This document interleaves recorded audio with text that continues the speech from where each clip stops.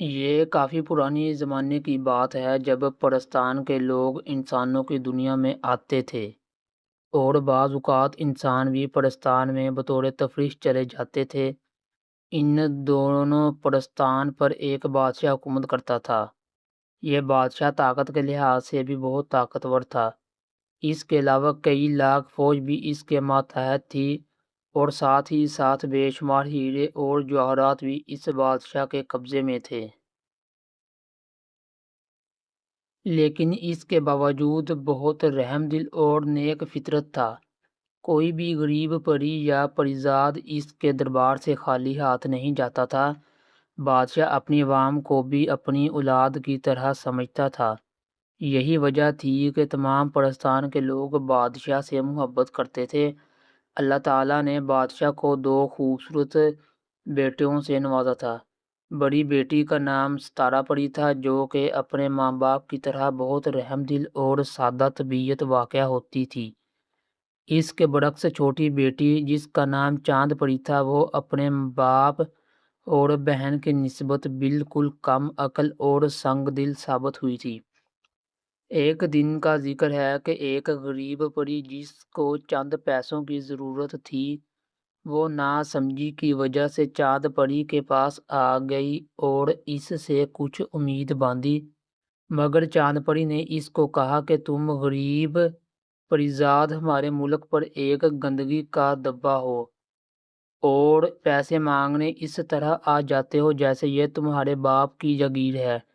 اتنا کہنے کے بعد چاند پری نے اپنے غلاموں کو بلایا اور ان کو کہا کہ اس بدذات کو دو کوڑے مار کر محل سے باہر نکال دو۔ چنانچہ اس پری نے رونا شروع کر دیا کہ خدا کے بندی چاند پری مجھ پر رحم فرمائیں، مجھ سے غلطی ہو گئی ہے جو میں نے آپ سے پیسے مانگے۔ ابھی غلاموں نے پری کو پکڑا ہی تھا کہ اتنے میں ستارہ پری اس جگہ پر آ گئی۔ اس نے جب اس جگہ پر شور شرابہ دیکھا تو چاند پری سے پوچھا کہ بہن بات کیا ہے، تم بہت غصے میں دکھائی دے رہی ہو۔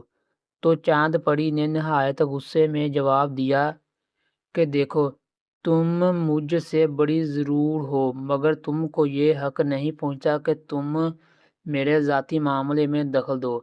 اس پر ستارہ پری نے جواب دیا تمہاری اسی عادت کی وجہ سے تمام پرستان تم کو پاگل پری کہتا ہے۔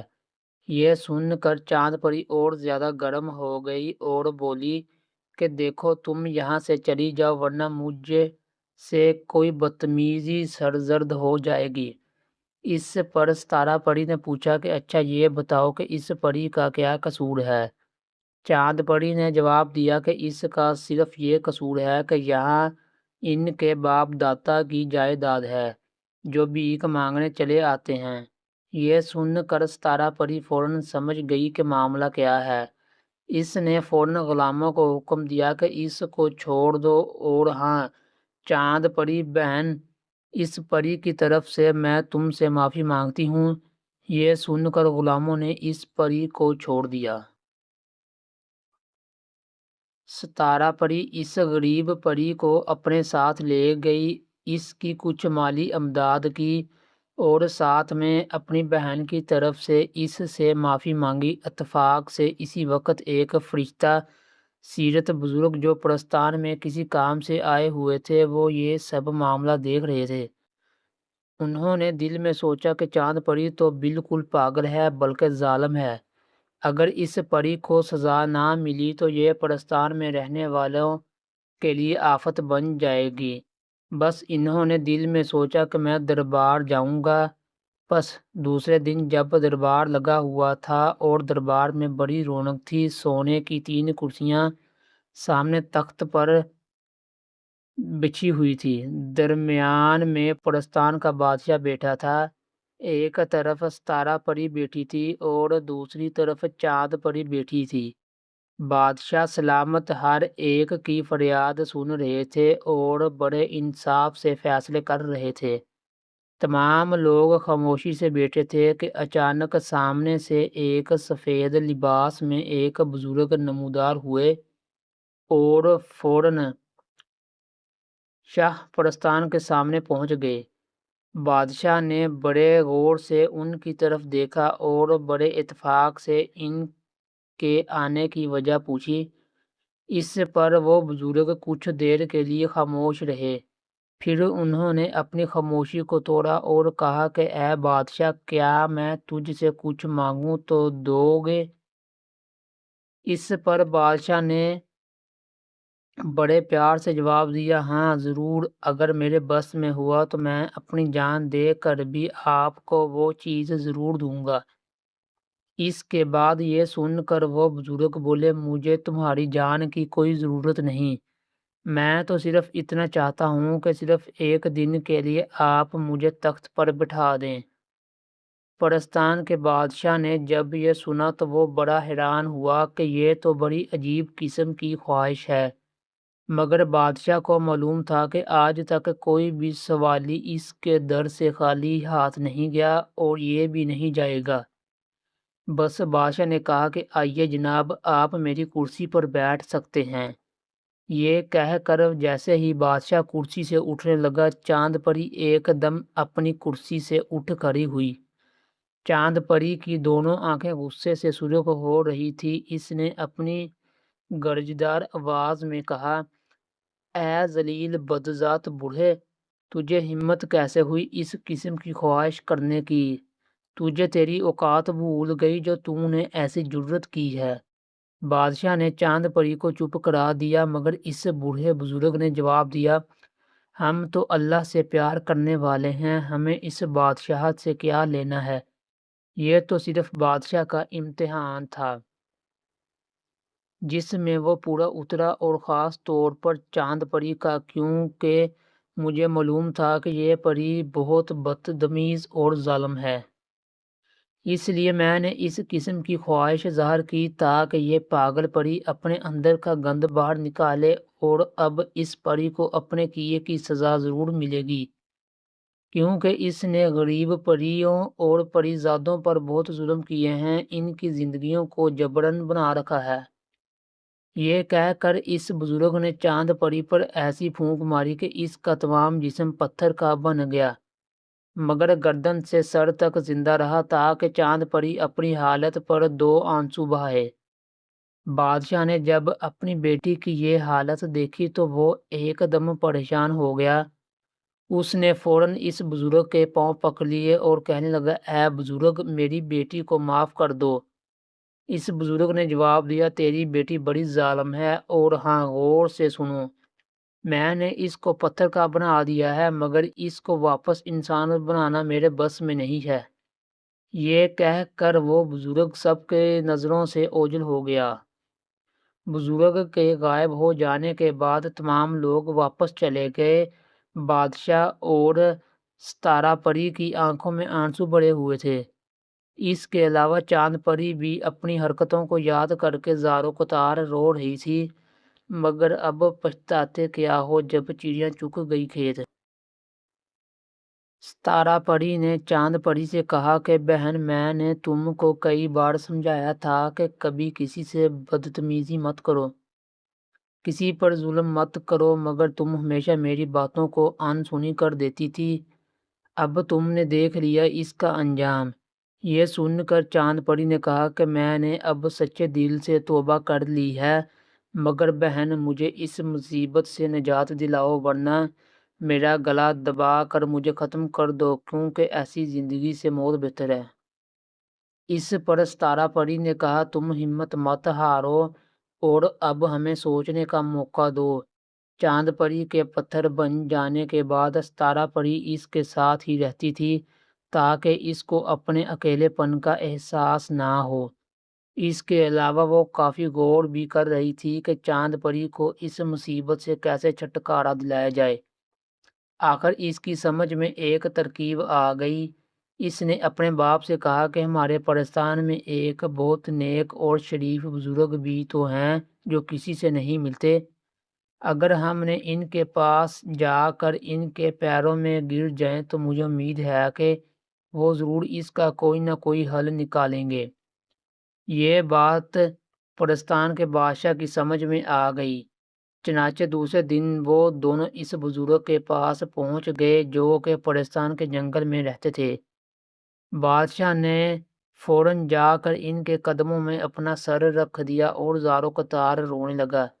اس پر بزرگ جو اپنی عبادت میں مصروف تھے بولے، اٹھو بیٹا، میں سب جانتا ہوں کہ کس لیے میرے پاس آئے ہو، مگر یہ بات یاد رکھو، اس پری کو سزا بالکل ٹھیک ہے، مگر وہ اب پہلے سے کافی ٹھیک ہو چکی ہے۔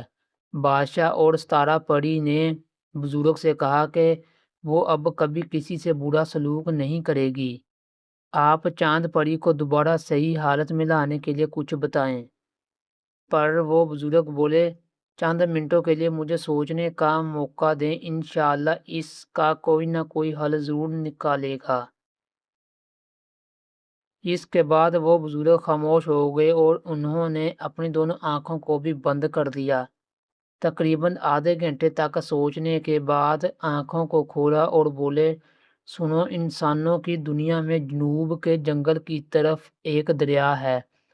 اس دریا میں مچھلیوں کی ملکہ رہتی ہے جس نے ایک مرغی پال رکھی ہے۔ اس مرغی کو حاصل کر کے اس کو ذبح کر کے اس کے خون سے چاند پری کو نہلایا جائے تو پری اپنی اصلی حالت میں دوبارہ واپس آ سکتی ہے۔ یہ سن کر ستارہ پری نے بزرگ سے کہا، مگر وہ مرغی جس سے جل مچھلی محبت کرتی ہے ہمیں کیسے دے دے گی؟ یہ سن کر اس بزرگ نے ایک پھول ستارہ پری کو دیا اور کہا، سنو، آج چاند کی 11 تاریخ ہے، تم چاند کی 14 تاریخ کی رات کو اس دریا پر پہنچ جانا، کیونکہ چاند کی 14 تاریخ کی رات کو مچھلی ملکہ اپنے دریا میں سے نکل کر خشکی پر آ جاتی ہے۔ ان دنوں مچھلی کے سر میں بہت شدید قسم کا درد ہو رہا ہوتا ہے۔ اگر تم یہ پھول اس مچھلی کو کھلا دو گی تو وہ فوراً ٹھیک ہو جائے گی۔ بس جس وقت وہ ٹھیک ہو جائے گی تو خوش ہو کر تم سے پوچھے گی کہ تم کیا چاہتی ہو، بس تم انعام میں اس مرغی کو مانگ لینا، وہ ضرور مرغی تمہارے حوالے کر دے گی۔ اس کے بعد وہ بزرگ خاموش ہو گئے۔ ستارہ پری نے اس پھول کو بڑی حفاظت کے ساتھ اپنے پاس رکھ لیا۔ اس کے بعد اس بزرگ نے کہا، اب تم جا سکتے ہو کیونکہ میں نے عبادت کرنی ہے۔ اس کے بعد وہ بزرگ اپنی عبادت میں مشغول ہو گئے اور ستارہ پری اور بادشاہ واپس اپنے محل میں آ گئے۔ محل میں آنے کے بعد بادشاہ نے کہا کہ کاش میرا کوئی بیٹا ہوتا تو اس وقت میری مصیبت میں کام آتا، اب میں خود اس دریا پر جاؤں گا۔ مگر یہ سن کر ستارہ پری نے کہا، جب تک آپ کی بیٹی زندہ ہے آپ کو تکلیف کرنے کی کوئی ضرورت نہیں۔ اس پر بادشاہ نے کہا کہ مگر آپ کیسے بیٹی اکیلے جاؤ گی؟ اس پر ستارہ پری بولی، ابا حضور، خدا پر بھروسہ رکھیں، انشاءاللہ سب ٹھیک ہو جائے گا۔ چنانچہ 14 تاریخ بھی آ گئی، ہر طرف چاندنی پھیلی ہوئی تھی۔ ستارہ پری انسانوں کی دنیا میں پہنچ گئی۔ یہاں پہنچ کر اس نے جنوب کی طرف اپنا رخ کیا۔ چند لمحوں میں اس کو وہ جنگل مل گیا جس جگہ وہ دریا تھا۔ ستارہ پری اس وقت بڑی تیزی کے ساتھ اڑ رہی تھی۔ تھوڑی دیر کی محنت کے بعد اس کو وہ دریا مل گیا۔ بس وہ فوراً اس کے کنارے پر اتر گئی اور ملکہ مچھلی کا انتظار کرنے لگی۔ کافی دیر کے بعد ستارہ پری نے دیکھا کہ ایک سبز رنگ اور سنہرے رنگ کی بڑی مچھلی پانی میں سے باہر نکل آئی اور خشکی پر لیٹ کر ہائے ہائے کرنے لگی۔ بس موقع اچھا تھا۔ ستارہ پری جل ملکہ کے پاس پہنچ گئی اور کہا کہ بہن، مجھے معلوم ہے تمہارے سر میں درد ہے، میں پرستان سے یہ پھول لے کر آئی ہوں، تم اس کو کھا لو، انشاءاللہ ٹھیک ہو جاؤ گی۔ بس مچھلی نے فوراً وہ پھول کھا لیا۔ چند منٹوں میں مچھلی ٹھیک ہو گئی۔ اب سنہری مچھلی نے پری سے اس کے آنے کی وجہ پوچھی تو پری نے شروع سے آخر تک سب کچھ بتا دیا۔ ملکہ مچھلی نے کچھ دیر سوچا اور اس کے بعد دوبارہ دریا میں چلی گئی۔ کچھ دیر کے بعد وہ جب باہر آئی تو مرغی اس کے اوپر بیٹھی تھی۔ وہ مرغی اس نے ستارہ پری کے حوالے کر دی۔ ستارہ پری نے اس کا شکریہ ادا کیا اور مرغی کو لے کر فوراً اپنے محل میں پہنچ گئی۔ وہاں بادشاہ اس کا انتظار کر رہا تھا۔ بس اس کے بعد مرغی کو ذبح کر کے اس کے خون سے چاند پری کو نہلایا گیا۔ وہ فوراً ٹھیک ہو گئی۔ چاند پری ٹھیک ہونے کے بعد اپنے باپ اور اپنی بہن سے بھی زیادہ نیک اور شریف ہو گئی۔ اب وہ کسی پر ظلم نہ کرتی بلکہ غریبوں کی مدد بھی کرتی تھی اور اپنے سے بڑوں سے ادب اور تمیز سے پیش آتی تھی۔